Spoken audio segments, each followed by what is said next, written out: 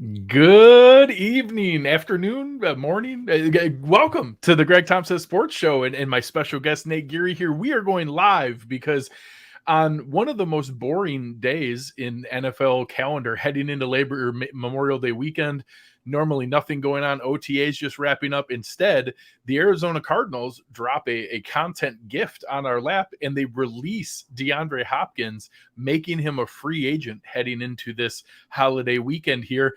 Nate, welcome. It's kind of crazy. We're talking on a Friday afternoon.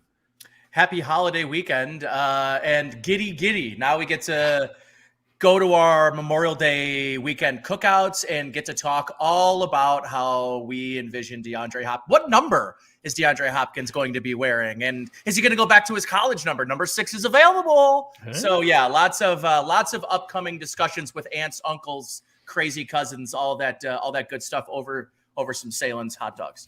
Yeah, absolutely. Obviously. And so it's interesting. A couple different things. One, the news broke about an hour or so ago, hour and a half ago. The Arizona Cardinals released DeAndre Hopkins. They actually fully took their medicine. They are going with not even a post June 1st cut. They're releasing him now. They're eating all the dead cap hit now, basically just fully tanking on this season, eating all of it there. There were a couple people who were throwing out some things about because of that dead cap hit, DeAndre Hopkins already got his money for this year. So the dead cap hit they're eating is for money they paid him in the last couple years. He did get $54 million over the 3 years he was with them. So God bless him. He got $18 million a year for the 3 years he was there. He's got no new cash this year. So any of that money they're eating now is because they kicked some cans down the road previously. They're eating that all now. He's made no new money in 2023. They are just eating their dead cap hits, and he made good money the last 3 years. But that opens it up here. Where do you rank it in, landing spot is the number one thing. Money is the number one thing. Where do you think it comes into play with where his next destination is? I'll tell you this. Athletes are unique individuals, especially as we know, wide receivers, right? They are built a little differently in terms of what they do as a profession, when their windows of opportunity are to get paid. And the JJ Watt scenario doesn't fall short or doesn't fall on deaf ears for me, right? Because JJ Watt came out after his release with Houston and said, winning is my number one priority. Never won a Super Bowl. I'd really love to win one before the end of my career, before I hang it up and call it quits. I've still got some juice left in me, and decided to go with the Arizona Cardinals over the Bills and a couple of other teams that were also interested, that were in a much better, so to speak, window for winning. And why is that? Because money ended up trumping his actual desire to win. And that doesn't mean that I have any, I don't think differently of JJ Watt because he didn't take less money to go and try to win at the end of his career. But I think you do have to take it with a grain of salt when these professional athletes say winning is my number one priority and getting in the right situation is your number one priority. I'm sure that is high on the priority list until a team with cap space says, we really value you. We think we are you away from really being a contender. And you can find yourself convincing yourself very quickly that the Browns or the Patriots are you away from being an actual Super Bowl contender. So I do want to caution people in saying, yes, obviously the Bills check all of the boxes that he mentioned on the I Am Athlete podcast. They certainly do, but their Bills aren't the only team that check those boxes. And I think that's something to think about as well. But I do think that situation will loom large with him. He's been through a lot of, operational turmoil. He's been through GM firings and head coach firings over the course of his career. I'm sure he is looking for that stability. I'm just not sure how high on the priority list it really stands if money trumps all of those other things or is higher on the list than all of those things. You'd be surprised how quickly money can pop back up on your priority list if there's a lot of it to gain. Yeah, and so you mentioned that spot on the I Am Athlete podcast. He did talk about his number one choice when they said what quarterback he'd want to play with. The first name out of his mouth was Josh Allen. Talked about wanting a stable management organization with good leadership and coaching, a quarterback who loves the game. And he quickly said, not that, Kyler doesn't, he's just not playing right now and isn't available, which is funny. I think it actually was kind of a subconscious shot at Kyler Murray. And then a great defense. Little Freudian slip. It just happens sometimes because defense win championships. And I think, obviously the Bills check those boxes there. And I think the way I look at it is money is the filter. Like, I don't know that money is the absolute differentiating factor of, he's just flat out taking the highest offer no matter what. Yeah. But I think it's a filter. And I think that anybody who thinks he's signing for some like super 1-year discount and then trying again next year is wrong. And that we saw that with Odell Beckham Jr. I was shocked at the deal that he got from Baltimore. And Baltimore basically took all 4 years of a void year and shrank down his deal and gave him 1 year, like almost 14 million with some incentives that could be worth up to 18 million. And he counts as like 3.5 million on their cap. So that being out there as as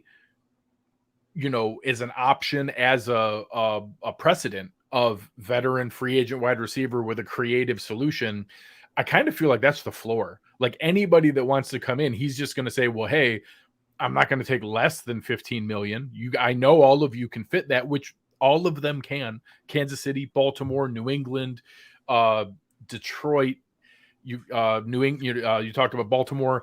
Baltimore again could add another one. All of those teams can add that structure. And anybody who is thinking, maybe we can sneak him for 1 year, $5 million because he already got money from Arizona. Well, he didn't. Yep. Or that, he's going to want to sign cheaper for this year. He doesn't have to. One of those good teams are going to do that. And I think you bringing up the fact that a Cleveland, a Detroit, a New England can pitch him that, hey, with you, we could be really good. We'll make it okay. That it doesn't just have to be Buffalo, Kansas City, or Philadelphia. He could take another tier down and still justify it to himself and to the market. And I mean, listen, if you're Cleveland, you have a pretty decent pitch. You've got cap room, you've got cap space, and you can go play with a quarterback feeds you the football. Yeah. And goes to a team, that has Myles Garrett and has some pieces there. Or goes to Kansas City and they can pitch, hey, you're the number one wide receiver. Yes, Travis Kelce will still get a ton of targets, but you walk in and you're the number one wide receiver day one. There's a lot of compelling. Listen, there's a lot of teams, a handful of teams that are going to be able to pitch him a lot of great situations. I do think, though, what the Bills do offer that maybe some of these other teams don't, right, is I think a unique situation to help a team that's been knocking on the door maybe be the piece that helps them get over the hump. And listen, this isn't to try to tell you that I think because of that they're more attractive than the Kansas City Chiefs, but the Kansas City Chiefs have won 2 Super Bowls with the roster as it's currently. There's a Kevin Durant element to it. Yeah, right, exactly. And like, hey, you're jumping on to an already championship caliber team. That's cool. They probably would have won without you, but they won with you too. And I guess you kind of get credit for that. That's a thing. That's a thing. I also think that with DeAndre Hopkins, if you watch some of these videos, if you see some of the footage of him talking to Bill Belichick or talking to some of these coaches or hear him on these podcasts, not every athlete deeply, deeply cares, or they care at a base level, but some people really care about their legacy. And the thing that you wonder about DeAndre Hopkins is how jaded he believes his legacy has become, or cloudy his legacy has become because of the suspension last year and going to a Kansas City and winning a Super Bowl.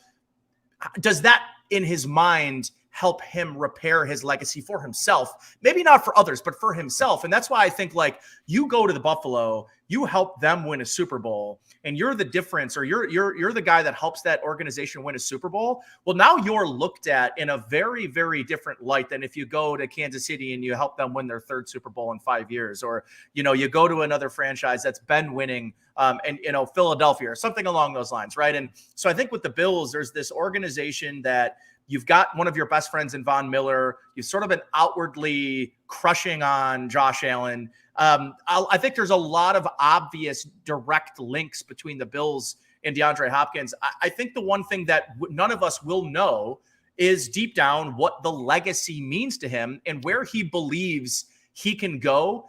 Maybe not to repair it in other people's eyes, but repair it in his own eyes. Yeah, here, Greg Kashmanian, who's a lot of fun on Twitter as well. Winning a Super Bowl in Buffalo makes you an all-time legend. Winning a Super Bowl in KC makes you part of Mahomes' story. That's right. And again, if Kansas City offers more money than we do, they win. They will. Like if they offer more money than we do, they win.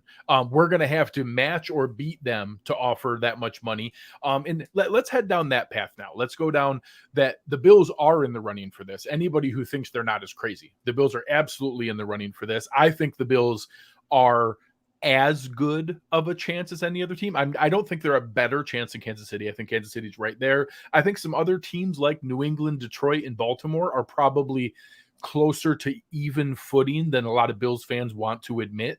They're probably right there because they're also going to offer money and other pieces from that standpoint as well. But let's talk about how the Bills would fit him and if they're interested. So first, obviously, there's a whole lot of Bills players that are very excited about this. And you see that Shaq Lawson here tweeting, DHop, it's time for us to get back together again. We're high school teammates, and then obviously both went to Clemson, although overlapped a little bit differently, but played in high school together. You have Dion Dawkins saying there was a spot right next to me in the locker room. You already should know. See you soon. You got to love it. You have Von Miller putting the thought cloud over DeAndre Hopkins with a Buffalo there. So I like the manifesting. I like everybody putting it out there. Also, I shared some different things that are out there of how we would need to be able to put it together. That if we're going to figure out a way to do that, we would need it to be with having one of two paths. There are some extension candidates. So some players who are coming into the last year of their deal, Daquan Jones, Taron Johnson, Micah Hyde, any of those three, they would all save roughly $4.5 million each if you did an extension, because you could drop their first year cap hit down really low. And then there's restructure candidates, which you have Trey White and Dion Dawkins. I think we both agree I'm not out on Trey White. I've actually done a lot of Trey White defending lately, but I'm also okay waiting to see it. I love Sal saying that, hey, he loves seeing 2019 Trey back and he saw the confidence in cutting and sticking his foot in the ground and going. I love to hear that, but I want to see it. I want to see that happen.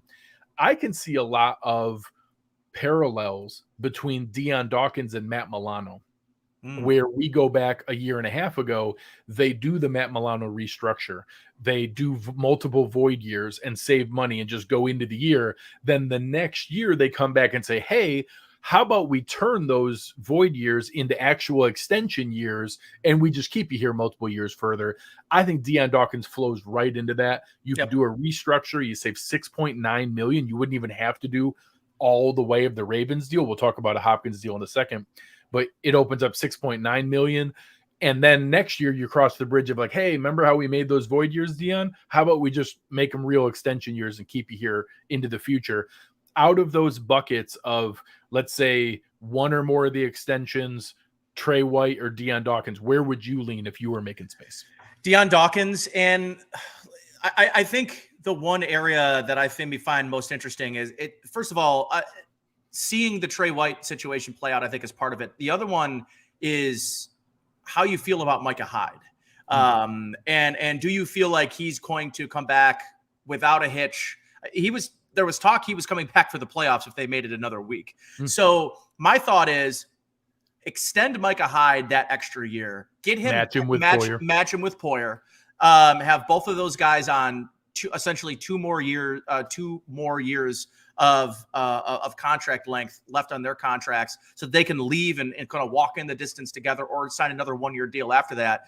And then you do the Dion Dawkins signing. And I think with those two alone, you can find yourself into a place where you don't need to do a whole lot more to make it work. And then you're not necessarily kicking the can irresponsibly down the road. And that's where I think a Trey White restructure gets just a little too risky for me. And I think if you're Brandon Beane, what you have to determine is how can you do this in a way that doesn't bind you up in the future. And then and I agree with you. I think Trey White's going to trend back to the guy that we remember seeing 2 years ago. Yeah. But that's not a guarantee. Correct. And Correct. I think if you're Brandon Beane, he has talked about, this is why Brandon Beane didn't just make every single restructure available to him at the second that the league year starts.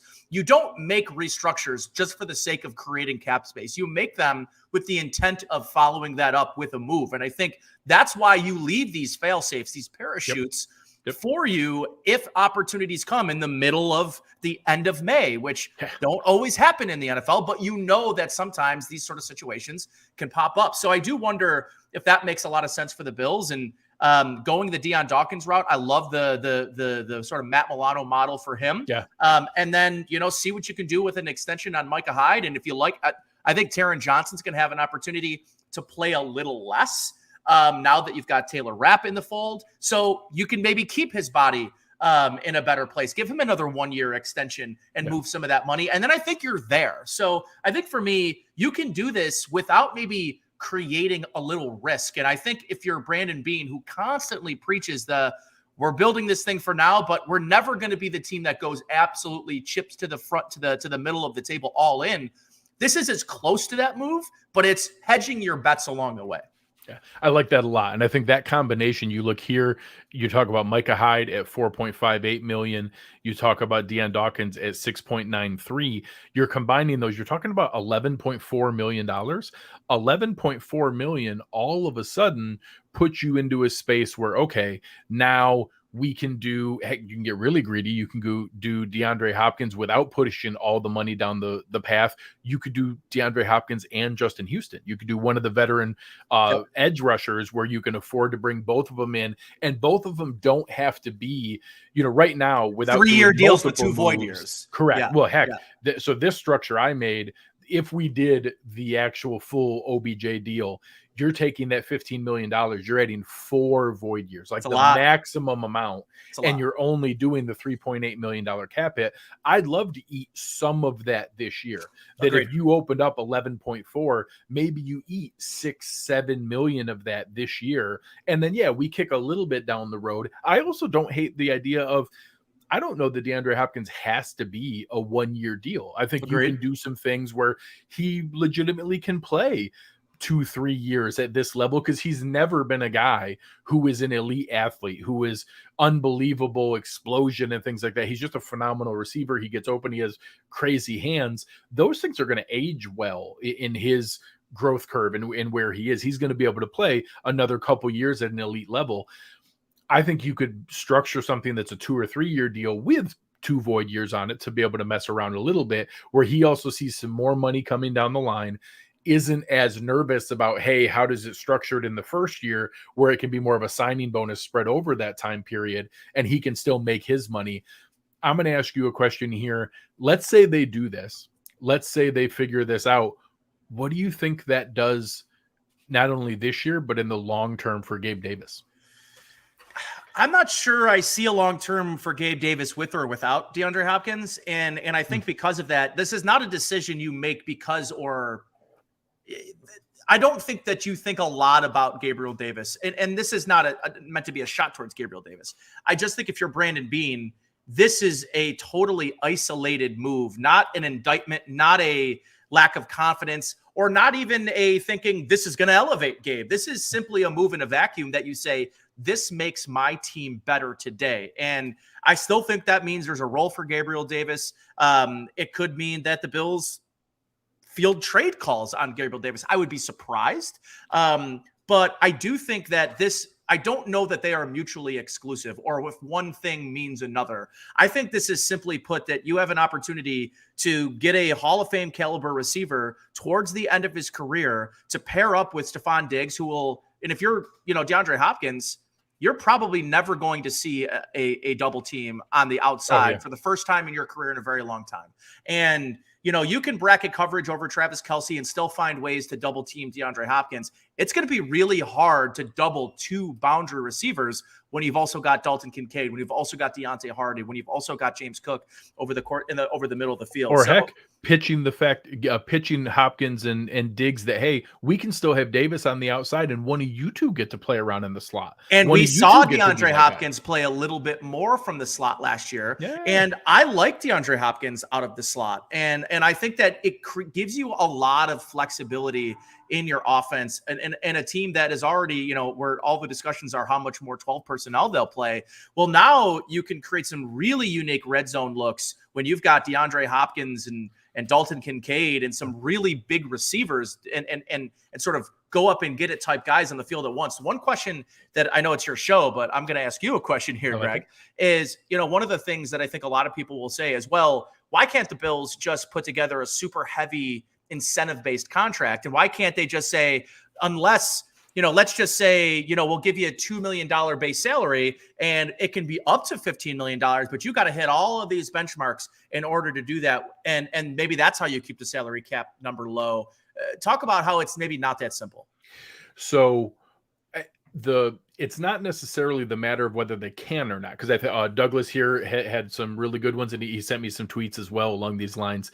If you're leaning on the team-friendly side of it, and let me even put this out there, if he agrees to a multi-year deal that involves a signing bonus where he gets his cash up front and then Brandon Beane's pitch is, hey, we're going to give you a nice chunk of cash today, $15 million in cash today in signing bonus right now.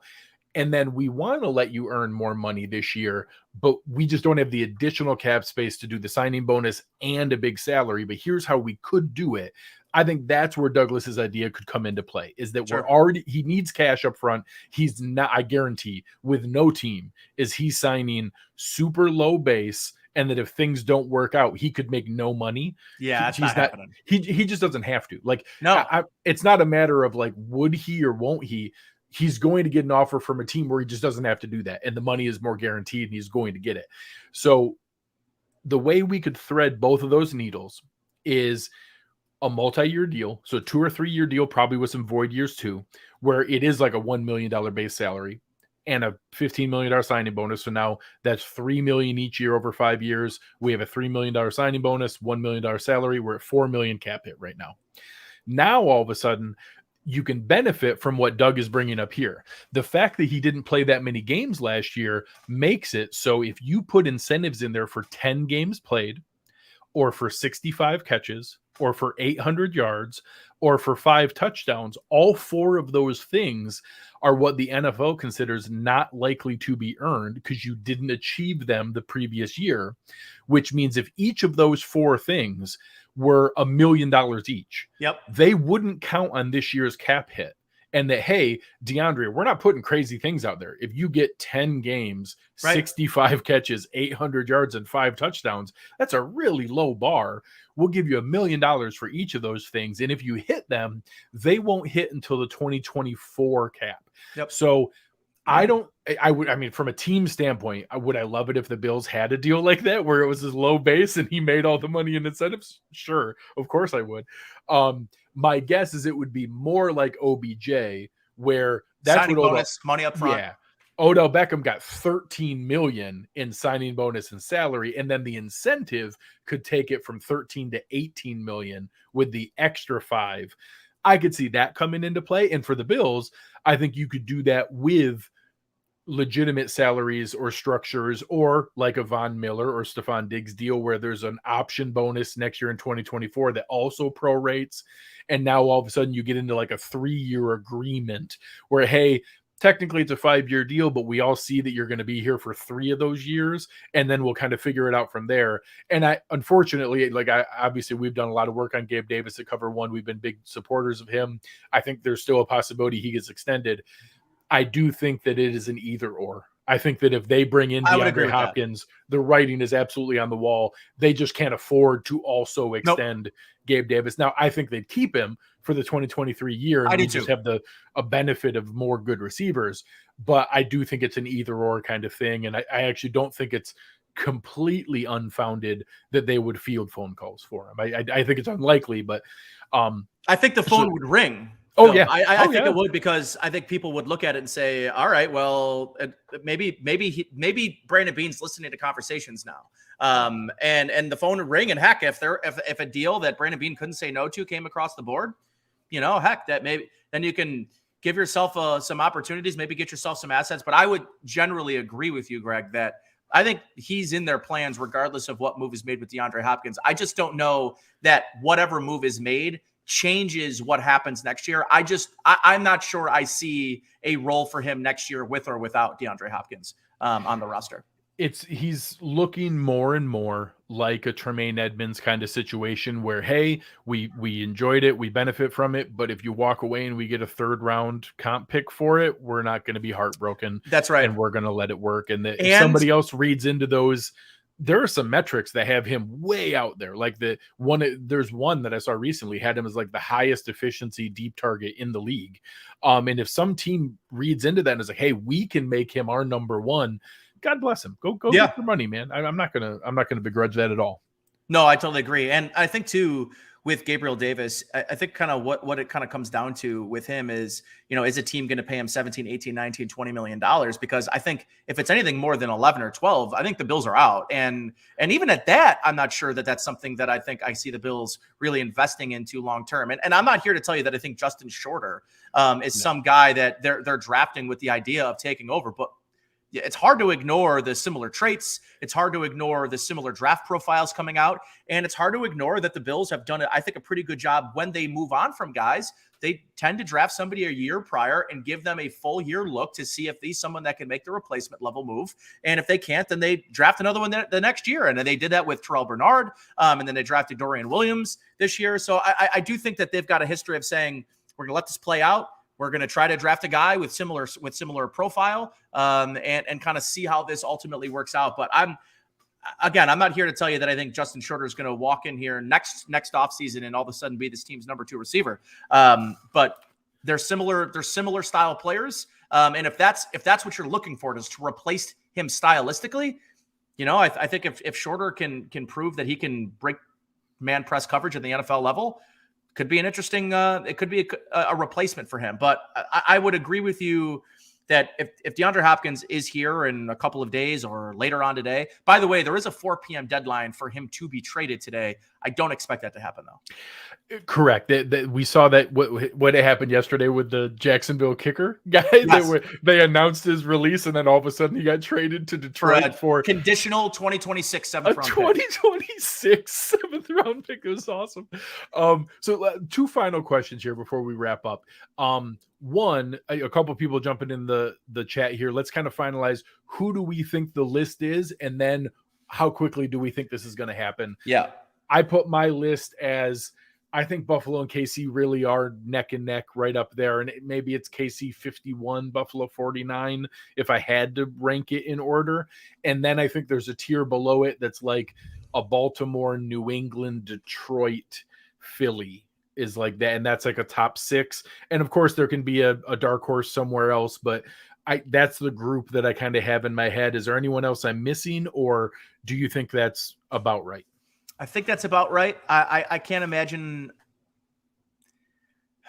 I guess I can't really imagine too many other teams. Like maybe Cleveland's in there, and maybe there's. But I kind of view Cleveland, Detroit, those kind of teams right there in the same level. I think they're the tier below. I think with you that Kansas City and Buffalo are probably your 2 favorites right now, and it's going to be about who can generate the most space. I think the one unique part of this that maybe gives the Bills the edge. They've got a contract in Chris Jones to think about. They've got a contract in Travis Kelce, who only has another year under that deal. And how much longer does he want to play football? And what does that contract look like? And is the rumblings that Patrick Mahomes would like to rework his deal, is that real or is that smoke? So I think there might be some more legitimate long-term concern about bringing DeAndre Hopkins in Kansas City than there is with Buffalo. There is not a Chris Jones extension for the Bills on the horizon, at least unless Ed Oliver has some kind of unbelievable all-pro season. Chris Jones is the 2nd or 3rd best defensive tackle in football and is the catalyst to that defense. You're talking like $27.5 million, like and Nick Bosa type money. That puts, I think, maybe for me puts the Bills a little bit of a neck ahead of Kansas City in that knowing they've got some big ticket items that are going to require some attention for them in the next couple of years. So I lied. I'm going to insert a 1A question before we do the timing. If it means the Bills have to pay a little bit more than they would like and do a little bit more can kicking down the road than they want and have to get a little bit uncomfortable, but it means keeping him away from Kansas City, is that a factor for you? Yes. Yes, I think so. I think it is. And I just think yes. I don't think I want to stop short of saying like I'm desperate for this. Yeah, move. No matter what, you have to stop him from going there. If they pay him $20 million, we have to pay $21 million. Like there is a line somewhere, but it has to be a factor. Like part of the benefit of getting him is also preventing him from going to Kansas City. Yeah. It just is. Yeah.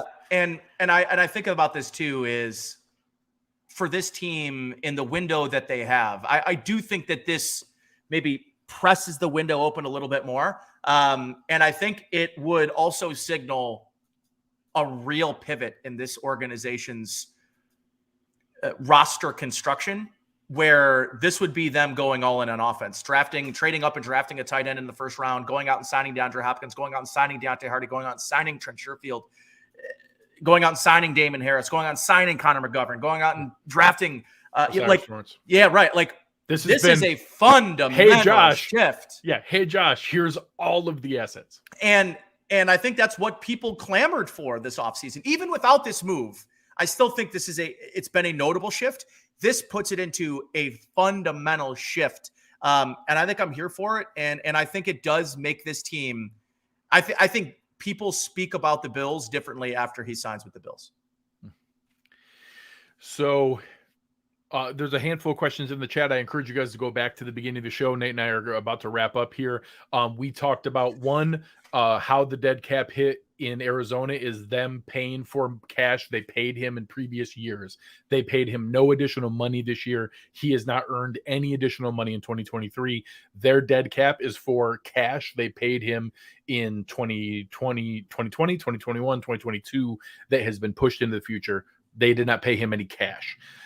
We talked about extensions that we could do for Daquan Jones, Micah Hyde, or Taron Johnson. We landed on Micah Hyde, that we would extend him and create cap space.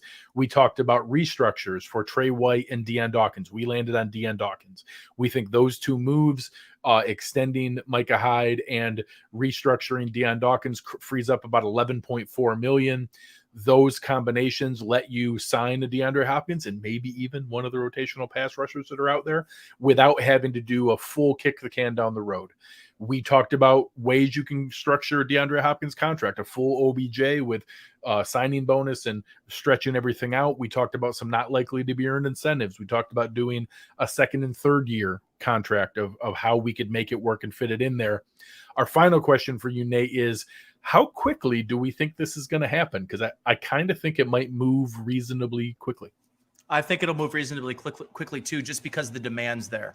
I think that DeAndre Hopkins probably has some incentive to drag it out a little bit. But I think that if you see, here's the thing, whether it's Kansas City or Buffalo, let's just say for the sake of this argument, it's down to those two teams, which I think you could make a case that it would be down to those two teams. Who makes a move first? Who's the restructure?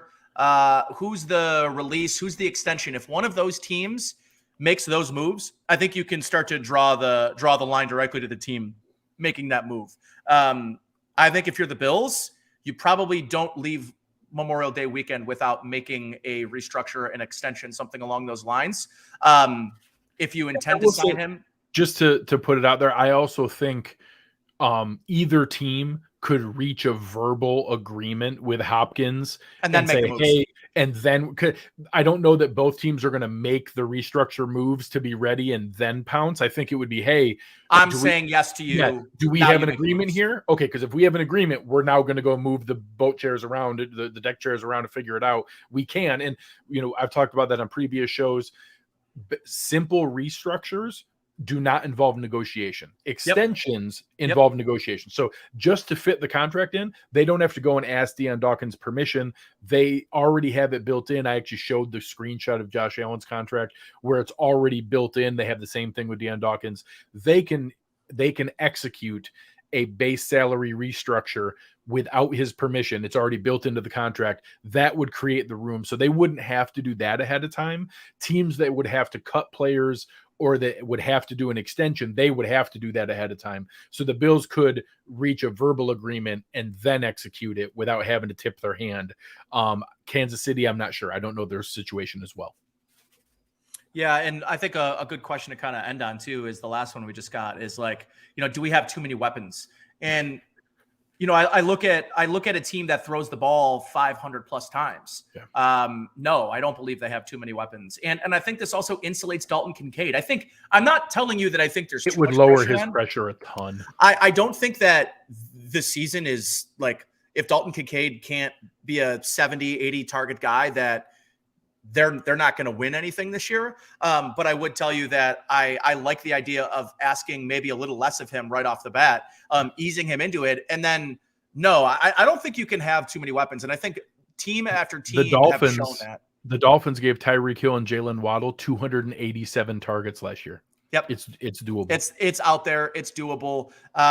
Does that maybe take a hit for Dawson Knox? I think, yeah, he's a guy that could potentially take a big hit. But listen, I think when you're going for a Super Bowl like the Bills are, you pull out all the stops, you give your quarterback as many opportunities, and you make it as hard as possible for defenses to catch a beat and get a beat on you. Diggs and Hopkins would be one of the best duos in the NFL, right up there with T. Higgins and